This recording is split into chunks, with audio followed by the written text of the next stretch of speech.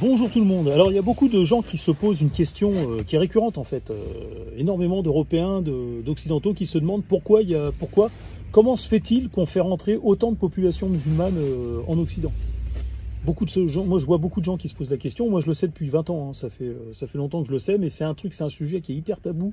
Et c'est vrai que c'est difficile à aborder. Alors je vais essayer de le faire sur cette chaîne sans être censuré, parce que finalement je dis rien de mal. Et puis je pense qu'il faut crever l'abcès à un moment donné, il faut que les gens sachent. Alors il y a trois raisons en fait pour lesquelles il y a autant de populations musulmanes en France. Enfin, trois raisons et trois causes et trois responsables, j'ai envie de dire. Pourquoi on fait rentrer autant de populations musulmanes en France? Et bien, je vous l'avais déjà expliqué dans une autre vidéo. Les industriels, les banquiers, les actionnaires, et les politiciens travaillent main dans la main pour créer un business en fait en France. Il y a une industrie en fait, il y a tout un business qui tourne autour de la présence des étrangers en fait. Donc c'est construire, c'est du BTP, c'est énormément d'argent le BTP, c'est l'argent public en fait, c'est vos impôts le BTP. Et donc il y a le BTP, il y a toutes les routes. Alors vous savez, quand on fait venir je vous avais fait une vidéo où je vous expliquais que l'immigration ne profite qu'à l'immigration. Donc vous faites venir des millions de personnes, il faut les loger. Donc du coup, c'est pas eux qui vont payer tout ça, hein. Ça je referai une vidéo là-dessus. Donc du coup, les étrangers vont fabriquer leurs propres les logements où ils vont habiter dedans. Ensuite, il y a les étrangers qui vont être payés pour ramasser les poubelles des étrangers. Il y a des étrangers qui vont être payés pour produire l'électricité des étrangers. Enfin bref, c'est le serpent qui se mord la queue en fait. En fait, on a un deuxième pays dans le pays. Et donc, ça rapporte du fric aux banquiers, parce qu'eux, ils nous font prendre je vous l'avais déjà expliqué, ils font prendre des crédits avec la complicité des politiciens. Et c'est nous qui remboursons ces crédits. C'est la dette, hein, c'est la fameuse dette, elle vient de là. Elle vient de là, la dette. Ne vous inquiétez pas, elle vient de là. C'est que Magouille et compagnie, c'est des trucs comme ça. Et donc, ces étrangers, ces millions d'étrangers qui y a en France, c'est un business. Entre autres, c'est un business, c'est-à-dire c'est une industrie qui a besoin de tourner constamment, parce que c'est les sociétés qui tournent avec votre argent. D'accord? Le conseil général va décider de faire une route par là. Parce que forcément, comme je vous dis qu'il y a plus d'étrangers, c'est plus d'habitations, plus de chauffage, plus de voitures. Le parc automobile français, il explose. Il y a chaque famille d'étrangers ou chaque étranger va devoir soit utiliser les transports en commun, soit utiliser une voiture, et souvent ils préfèrent la voiture, et ça se comprend. Et donc c'est du carburant, c'est l'industrie automobile, c'est des routes, la nécessité de construire des routes en plus et de les entretenir après, parce que ce qui coûte cher la route, c'est pas de la fabriquer, c'est qu'après, dans le temps long, faut l'entretenir. Et donc ça, c'est là une des raisons pour laquelle on fait venir autant d'étrangers en France. On les transforme en super consommateurs. Et ça, j'avais fait une vidéo qui m'a été repiquée par un mec sur Internet, qui a une chaîne comme ça depuis 2 ans, et il m'a repiqué le sujet. Bon, il l'a fait en plus joli. Mais en fait, il dit la même chose que moi, il m'a repompé le sujet. Bon, j'expliquais que c'est contre l'écologie. Les faux socialistes là, ils font venir ils contribuent à faire venir des populations du tiers-monde, et ils les transforment c'est même pas des consommateurs là où ils sont dans leur pays. Et ici, quand ils arrivent là, ils se transforment en super consommateurs. Et ça nuit à l'environnement. C'est pour ça que je vous dis, les socialistes, c'est des écologistes ils sont écologistes comme moi je suis avec. Et tout ça, c'est un business en fait. C'est un business, et ça détruit l'environnement. Et ça détruit le français de souche, ça déstabilise le français de souche, ça le détruit même. Et ça, je vais l'expliquer dans une autre vidéo. Et en même temps, ça produit de l'argent. C'est-à-dire, il y a tout un business, il y a des industriels qui sont derrière tout ça, il y a tout un business derrière tout ça. Tout un business. Vous savez, les câbles, il faut les construire, les câbles. Voilà, tu as des usines, tu as des industries qui tournent grâce à la présence des étrangers. Mais c'est pas les étrangers qui ont bâti la France. Ça, c'est des conneries. Mais ça, c'est pareil, je vais faire une vidéo là-dessus, sur les 30 Glorieuses. Ensuite, la deuxième raison, c'est parce que depuis depuis le début des années 90, vous avez des antisémites en France qui se déguisent en socialistes pour exprimer leur antisémitisme. Et donc, ces gens-là, hein, c'est pas moi, hein, si vous êtes juif et que vous regardez cette vidéo, c'est pas moi. Je vous assure, et vous savez très bien que je dis la vérité. En fait, ces gens-là, dans leur tête, ce sont des arrivistes, et ils décident de combattre ce qu'ils estiment être le mal par un autre mal. Donc ils se disent, vu que dans les populations islamiques, parce que j'ai pas le droit de dire musulmans, il y a un tropisme culturel antisémites, eh ben, ils se disent, un tropisme, c'est une orientation naturelle vers ils sont prompts à l'antisémitisme, en fait, si vous voulez, c'est culturel. Voilà, c'est dans leur livre sacré. Et donc, à partir de là, ces socialistes français de souche, enfin, ces antisémites français de souche se déguisent en antisémites, c'est-à-dire qu'au lieu de revêtir l'uniforme du fascisme, ils ont été plus malins que ça, ils se sont dit c'est griller le fascisme. Ils se sont dit nous ce qu'on va faire, on va être plus malin, on va se déguiser en socialiste. On va faire rentrer des millions d'islamistes en France, et en Europe, et à travers l'Occident, pour pourrir la vie des Juifs. Voilà. Et ce sont des arrivistes. Ils sont prêts à périr pour arriver à leur fin. C'est-à-dire, ces gens-là sont prêts même à détruire leur propre population pour nuire aux Juifs. Ça, c'est la deuxième raison. La troisième raison, vous connaissez George Soros. La troisième raison, et vous allez comprendre pourquoi je cite son nom, depuis 1917, je crois, c'est 1917 où les Juifs ont pu réintégrer Israël.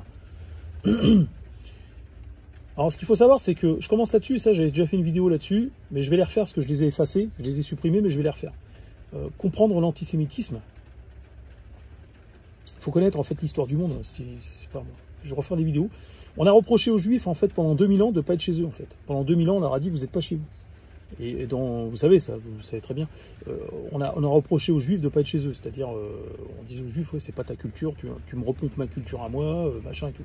Eux, ils étaient obligés de rafistoler les Juifs. Hein, c'est-à-dire en plus, c'est pas évident quand t'es plus chez toi d'essayer de conserver ta culture. Donc des fois, tu mixes avec celle des autres et tout. Et des fois, ça peut être mal vu, ouais. Ça peut être mal perçu. Et donc, on a reproché aux Juifs de reprendre les us et coutumes, d'habiter chez les autres, dans les autres pays et tout, pendant 2000 ans. Et un jour, ils ont pu, enfin pendant un peu moins de 2000 ans, pendant 1800 ans. Et un jour, ils ont pu réintégrer leur pays. Et le problème, c'est que ça a aussi posé des problèmes. Autant que quand ils y étaient pas. C'est-à-dire que alors, quand les Juifs étaient errants, ils étaient un problème pour plusieurs nations. Et quand les Juifs ont réintégré le pays de Canaan, le pays des Hébreux, quoi, leurs ancêtres, eh bien, ça a été encore un autre problème. Donc ça n'en finit pas. C'est-à-dire que les Juifs, quand ils sont pas chez eux, il y en a il y en a pour qui ça pose un problème. Et ces mêmes personnes, quand les Juifs retournent chez eux, ces mêmes personnes vont vous dire et c'est encore un problème. Donc en fait, c'est inadmissible parce que vous comprenez bien que pour les Juifs, mais vous n'êtes pas Juif. Alors vous dites, bon, ça va, mais tu te rends compte, t'es Juif, toi, t'entends ça, tu te dis, mais c'est insupportable, tu en as marre à un moment donné, t'es à bout, quoi. Tu te dis, c'est pas possible, t'as la rage, t'as la haine. Tu te dis, c'est pas possible, quand on est chez les autres, ils nous détestent. Et quand on décide de retourner chez nous, ah, c'est pareil, ça crée toujours des problèmes, ils sont jamais contents. Quand on n'est pas chez nous, c'est un problème, quand on retourne chez nous, c'est encore un problème. Donc, imaginez que les Juifs, à un moment donné, commencent à en avoir plein le cul, et les Nations Unies, depuis 1917, enfin les Nations Unies, c'est arrivé après 1917, je crois. Je crois que je sais plus, c'est en 1900, c'est après la guerre, les Nations Unies. Et donc, les Nations Unies arrivent en 48, je crois que c'est en 48, les Nations Unies, si j'ai bonne mémoire. Les Nations Unies arrivent, et là, elles commencent à contraindre Israël à s'adapter, à s'acclimater, et surtout à vivre en interaction avec les populations musulmanes. Et Israël ne l'entend pas comme ça. Ils disent, Israël, bah, écoutez, nous, on a le territoire, on va le gérer comme on l'entend, et les Arabes vont vivre là où on les mettra, et nous, on va récupérer nos terres, on les a pas eu pendant 1800 ans, si vous permettez, on va en profiter un petit peu. Et donc, ce qui s'est passé, je suis pas en train d'avoir un parti pris, hein, je vous explique ce qui se passe. Et donc, les Nations Unies, veto sur veto, disent non, non, non. Et donc, les Juifs sont contraints à chaque fois de trouver des compromis, de vivre, c'est-à-dire depuis une centaine d'années, les Juifs sont obligés de faire des compromis, sur compromis, sur compromis, sur compromis, et ça commence à développer au sein de cette communauté. Ils sont exacerbés en fait, ils sont exacerbés, et ils en ont plein le cul. Et ça se manifeste au travers d'un comportement de plus en plus militarisé, et donc de plus en plus militaire. Et donc, à partir de là, comme comment on appelle ça, excusez-moi, je m'écarte un peu, les Juifs, le peuple juif, la nation juive en Israël, la nation israélienne, ils se disent quoi? Ils se disent, bah, nous, on nous oblige, on nous contraint en fait à vivre, à trouver des compromis avec les Arabes, avec les musulmans. Il n'y a pas de raison qu'il y ait que nous, en fait. Et là, après, je vous laisse comprendre par la suite. Je vous ai dit George Soros. Je vous ai dit George Soros. Et s'il y a des Juifs qui écoutent cette vidéo, sachez que moi, je suis en partie d'accord avec vous. Je trouve qu'Israël a été mal conçu, en fait. Dès le départ, ça a été mal découpé. Le problème, il vient de là. Pour moi, le problème vient de là. Je pense que les Arabes n'auraient pas fait autant d'histoires si Israël avait été mieux découpé. On voit que la bande de Gaza, c'est n'importe quoi, comment c'est foutu. Ça tient pas debout, ce truc-là. Donc là, moi, ce que je pense, c'est que pour qu'Israël puisse vivre en paix, au Moyen-Orient, il faudrait redessiner la carte de Gaza. Les Gaza, il faudrait les replacer ailleurs. Il faut les placer ailleurs. Ils sont là, la bande de Gaza, ça veut rien dire. Ça veut tout et rien dire. Alors j'ai bien compris que l'idée, c'était que les Juifs récupèrent leur terre ancestrale. Je suis d'accord avec ça. Moi, j'ai toujours été un sioniste. Enfin, je suis un sioniste depuis très longtemps et je le cache pas. Hein. J'ai pas à m'en cacher. Ça veut pas dire que je souhaite du mal aux Palestiniens. Au contraire, parce que je veux que mon souhait, c'est qu'on arrive tous à trouver que le monde arrive à trouver une solution pour ça. Et c'est très simple. Pour moi, il faut reconfigurer les territoires Gaza. Pour moi, doit être. C'est-à-dire que pour moi, ça a été mal dessiné dès le départ. Je pense que ce qu'il faut faire, c'est que les Juifs récupèrent des terrains en Palestine, mais qui cèdent des terrains à eux dans le nord d'Israël, je pense, ou dans le sud peut-être, j'en sais rien, mais plus dans le nord, mais je sais qu'ils veulent le plateau du Golan, je crois. Les Juifs veulent récupérer le plateau du Golan. Alors c'est un peu compliqué, c'est compliqué tout ça. Alors est-ce que à terme Gaza aura un accès à la mer? Je sais pas. Mais si on leur retire l'accès à la mer, je pense que c'est faisable, avec des accords avec Israël. C'est-à-dire qu'Israël s'occupe de la logistique, de tout ce qui provient par bateau, en fait. Avec une voie ferrée, et il s'occupe du fret.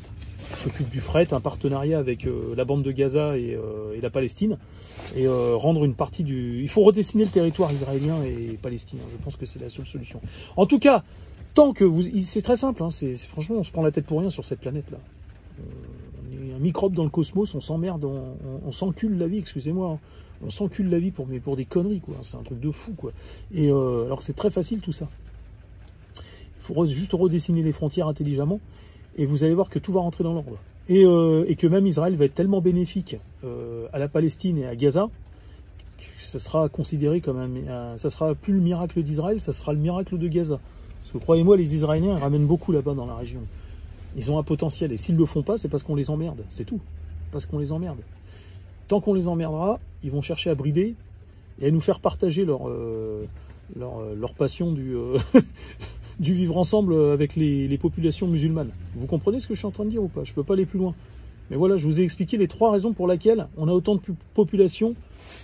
Voilà. Et puis après, maintenant, il y a une troisième... Alors, c'est vrai qu'il y a une quatrième raison maintenant. Ça, c'est vrai que j'ai oublié de vous dire. Il y a maintenant une 4e raison, c'est que les populations musulmanes qui sont maintenant implantées en Occident travaillent à ce qu'il y ait de plus en plus de musulmans. Voilà, donc ça c'est la 4e raison. C'est une raison qui est apparue depuis à peu près une vingtaine d'années. Ça a commencé à apparaître au début des années 2000, ça. Comment on appelle ça, les frères musulmans ont commencé à réussir à construire, à poser la dernière pierre de leur édifice. Et maintenant, effectivement, excusez-moi, je rectifie cette vidéo, il y a 4 raisons. C'est vrai que ça crève les yeux, mais on l'avait pas vu. Enfin, c'est évident, quoi. Comment on appelle ça? Maintenant, on a comment on appelle ça, les populations musulmanes qui commencent à s'affranchir des politiciens dans les pays occidentaux, dans lesquels ils sont accueillis, et qui arrivent à, eux, produire leur politique, en fait, de plus en plus. Et donc, créent eux-mêmes leur pompe aspirante de population musulmane au sein de l'Occident, en fait. Donc, le problème s'aggrave, en fait. Et donc, ce qu'il faut bien comprendre, c'est qu'il faut vraiment qu'on fasse la paix avec Israël. Nous, les Occidentaux, il faut qu'on arrête, en fait. Il faut qu'on fasse la paix avec Israël et qu'on arrête de les emmerder. Et que tous ensemble, on bûche pour que les Palestiniens, la bande de Gaza, là, et les Israéliens puissent vivre ensemble intelligemment, je vous assure qu'on peut trouver des solutions. On peut trouver des solutions pour que ça s'arrête. Et quand ça s'arrêtera là-bas, on aura réglé une partie du problème ici. Comme je vous l'ai expliqué, l'un ne va pas sans l'autre. Et après, nous, faut qu'on fasse un procès à tous ces politiciens, ces industriels, ces banquiers qui se sont succédés et qui nous ont foutus dans cette merde. Il faut les retrouver. Il faut lancer un gigantesque procès. Il faut retrouver ces coupables. Et puis ceux qui en courent aussi. Voilà. Hein, et puis, écoutez, je vous dis à bientôt.